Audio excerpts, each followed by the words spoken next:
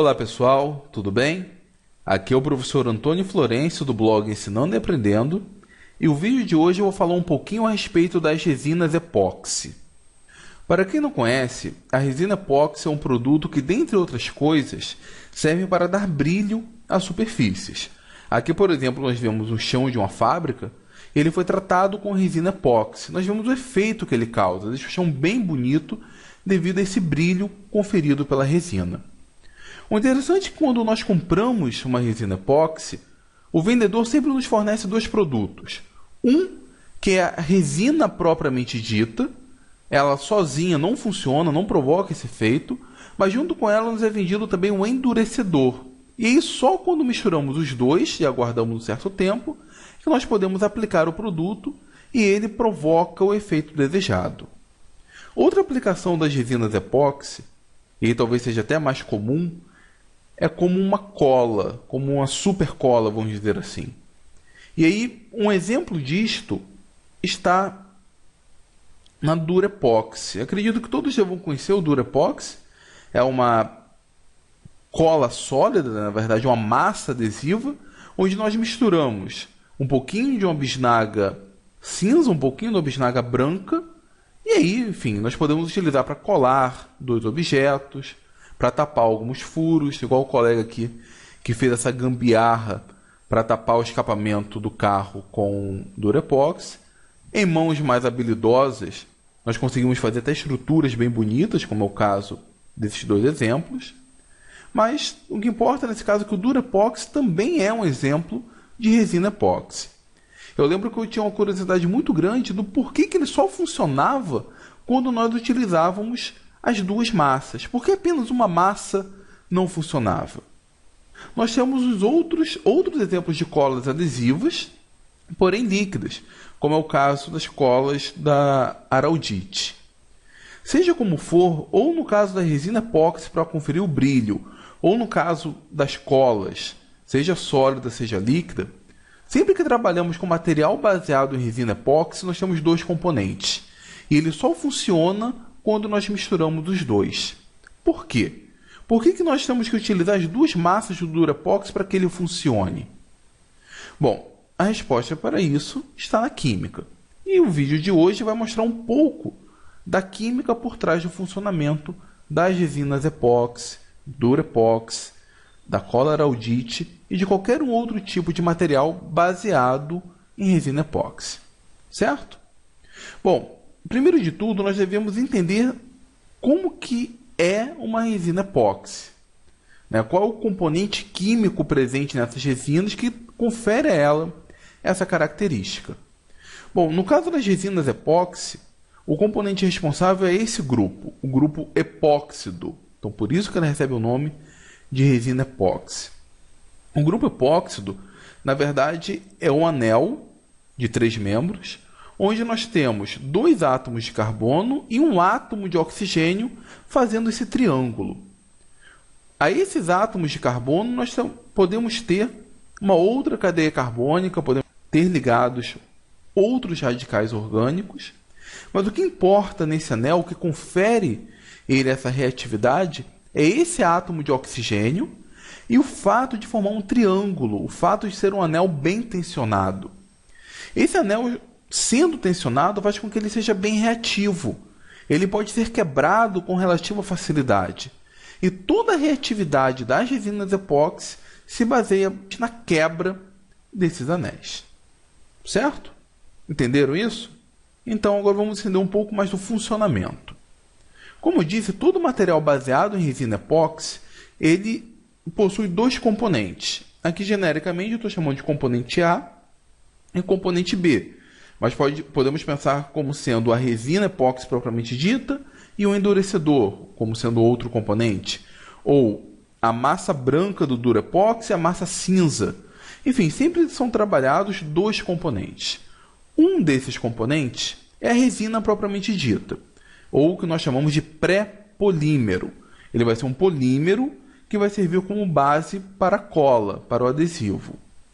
O outro componente é o que vai provocar a reação desse polímero. É o que nós chamamos de agente de cura ou, no caso, o endurecedor.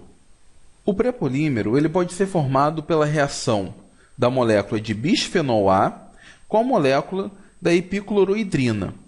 Da junção dessas duas moléculas, nós temos a formação do polímero, da base da resina epóxi. Por sua vez, o agente que vai provocar essa reação, o agente de cura, costuma ser uma amina terciária.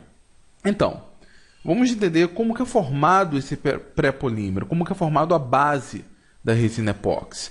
Como disse, ela vem da junção da reação do bisfenol A com essa molécula da epiclorohidrina, que, dentre outras coisas, ela possui aqui o grupo funcional, um anel epóxido. Por isso que vai gerar a resina epóxi.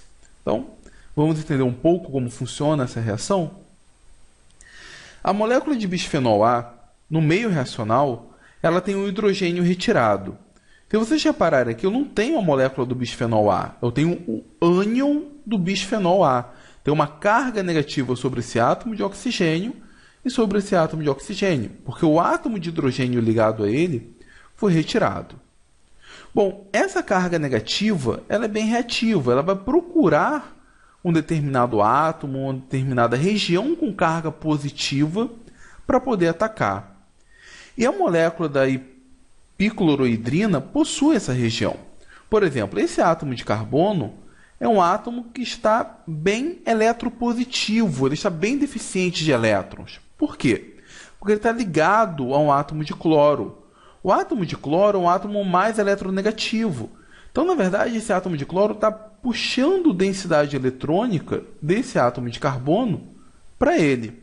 Qual vai ser a consequência? Essa carga negativa, esse átomo de oxigênio, ele pode atacar e vai atacar esse átomo de carbono. Como consequência, quando ele se liga a esse átomo de carbono, o cloreto acaba saindo do meio reacional. E com isso, eu acabo formando esta molécula. Percebam aqui que o átomo de oxigênio ele se ligou ao átomo de carbono e aqui nós tivemos a saída do íon cloreto. Então, formei uma molécula um pouco maior. Eu estou começando a formar o pré-polímero, começando a formar a resina. Se nós repararmos bem, do outro lado, eu ainda tenho um oxigênio com uma carga negativa. E, portanto, ele também pode reagir e, de fato, vai reagir. Como? Podemos olhar aqui a reatividade dele. Percebam, essa carga negativa ela vai procurar uma carga positiva para atacar. Ela pode atacar esse átomo de carbono, como esse grupo aqui fez, mas, na verdade, ela vai tomar uma outra rota. Ela não vai atacar o átomo de carbono. Esse átomo de oxigênio, esse ânion oxigênio, ele vai atacar um átomo de carbono da resina, do anel epóxido. Ele vai quebrar esse anel. Lembre-se que eu falei no começo do vídeo que esse anel ele é bem tensionado, ele se quebra com facilidade. Além disso, esse átomo de carbono está ligado ao oxigênio, que é bem eletronegativo. Portanto, esse átomo de carbono está bem deficiente de elétrons. Quando esse átomo de oxigênio atacar esse átomo de carbono, essa ligação carbono-oxigênio é simplesmente rompida. E os elétrons presentes nessa ligação vão para o átomo de oxigênio. Eu tenho uma ruptura do anel epóxido. O resultado vai ser essa molécula. Percebam que uma molécula de bisfenol A reagiu com duas moléculas de epiclorohidrina de maneiras diferentes. Uma, ela reagiu pela retirada do grupo cloreto, uma substituição nucleofílica, e na outra, ela reagiu abrindo o anel epóxido, quebrando o anel epóxido, formando esse grupo que é um pouco diferente do outro. Notem que aqui tem um átomo de hidrogênio. Bom, de onde veio esse átomo de hidrogênio? Quando essa ligação foi rompida, esse átomo de oxigênio ficou com uma carga negativa. Então, no meio reacional, alguma molécula de água, por exemplo, acabou reagindo, fornecendo esse hidrogênio para deixar esse grupo neutro. Mas notem, nessa molécula maior, eu ainda tenho um grupo cloreto que pode sair do meio reacional e ainda tenho um grupo, o anel epóxido, que também pode reagir. Pode e vão reagir. Essa molécula não está isolada no meio reacional. Eu ainda tenho várias moléculas de bisfenol A que podem reagir e, de fato, vão reagir. Por exemplo, essa outra molécula de bisfenol A, ela pode simplesmente, com esse átomo de oxigênio negativo, abrir esse anel epóxido. Por sua vez, uma outra molécula de bisfenol A pode utilizar o átomo de oxigênio para retirar o grupo cloreto daqui e formar uma molécula ainda maior. Mais uma vez, o outro oxigênio da molécula de bisfenol A pode abrir o anel epóxido de uma outra molécula de epiclorohidrina, ou pode retirar o grupo cloreto de outra molécula de epiclorohidrina. Esse grupo oxigênio também pode reagir, pode abrir o anel epóxido de uma outra molécula, formando então uma molécula ainda maior, e assim por diante. Se nós repararmos, essa reação acaba não tendo fim. Eu vou formar então um polímero, uma macromolécula, cuja estrutura seria mais ou menos assim. Eu estou representando entre colchetes que esse grupo é repetido várias vezes. E aqui nós teríamos então a estrutura do pré-polímero, do que seria formado pelo bisfenol A e a molécula de piroclorohidrina. Isso é a base da resina, o que nós compramos como resina propriamente dito, ou o que nós compramos como pré-polímero. E aí, no meio reacional, nós vamos ter inúmeras moléculas dessa. Aqui eu tenho uma representação simplificada, onde eu chamo a atenção que, na molécula do polímero, eu ainda tenho, no grupo terminal, um anel epóxido, tanto de uma extremidade quanto da outra do polímero. E esses anéis epóxidos, de certo modo, ainda são reativos. E vamos ver mais na frente que eles são realmente muito importantes. Além disso, eu tenho vários grupos hidroxila ao longo das cadeias. Essa cadeia de polímeros, esse pré-polímero, ele não serve como cola, porque ele é um polímero linear. Esse polímero linear ele não é rígido. Essas cadeias elas podem deslizar-se uma nas outras, não tem rigidez, elas têm uma mobilidade. É por isso que é importante nós utilizarmos o endurecedor, para que ele venha agir como cola. Eu falei que essa cadeia ela ainda possui grupos epóxido, anéis epóxidos reativos. Eles ainda podem reagir. Além disso, eu tenho vários grupos hidroxilas presentes ao longo da cadeia. Tá. E daí? E daí que eu não tenho uma única cadeia de resina, uma única cadeia de pré-polímero. Eu tenho várias cadeias de pré-polímero. E quando adiciono agente de cura, o endurecedor, ele vai fazer com que a hidroxila de uma cadeia reaja com o grupo epóxido de outra cadeia. Ele vai juntar uma cadeia na outra. Se nós repararmos bem, nós temos várias hidroxilas ao longo de um único polímero, que pode reagir com várias outras cadeias, formando não agora um sistema linear, um sistema móvel, mas sim um sistema mais rígido. Uma vez que uma única cadeia se ligou a várias outras cadeias, nós pensarmos bem, se ela tiver N grupos hidroxilas, ela pode se ligar a N outras cadeias. Cada uma dessas cadeias que estão ligadas ao pré-polímero possui também vários outros grupos hidroxilas que também podem ser utilizados para reagir com outras cadeias. Qual vai ser a consequência disso? Antes eu tinha um sistema livre, um sistema que tinha muita mobilidade, não servia como cola. Agora eu vou ter um sistema rígido, um sistema completamente emaranhado.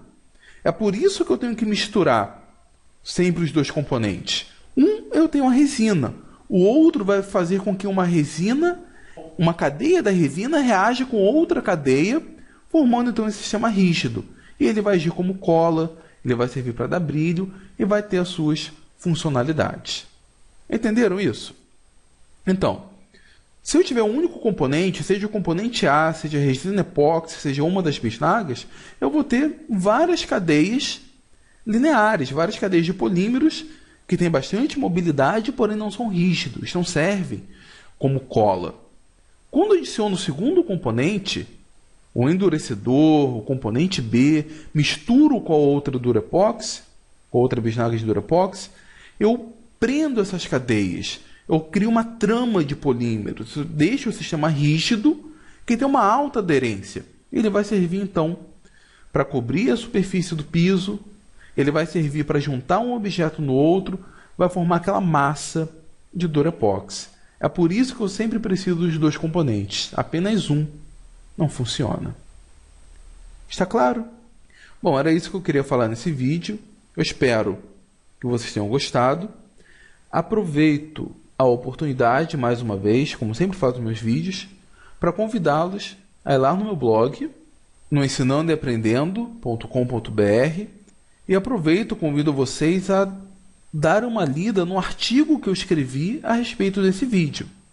Nele eu trato de maneira mais detalhada um pouco das reações que nós vimos no vídeo e explico um pouco mais do funcionamento das resinas epóxi. Bom, o link para o artigo está na descrição do vídeo e aproveito também para convidá-los a se inscreverem no canal e a curtir a fanpage. Por favor, se tiver alguma dúvida, podem deixar nos seus comentários que eu terei um enorme prazer em responder a vocês. Tá ok? Até a próxima, então.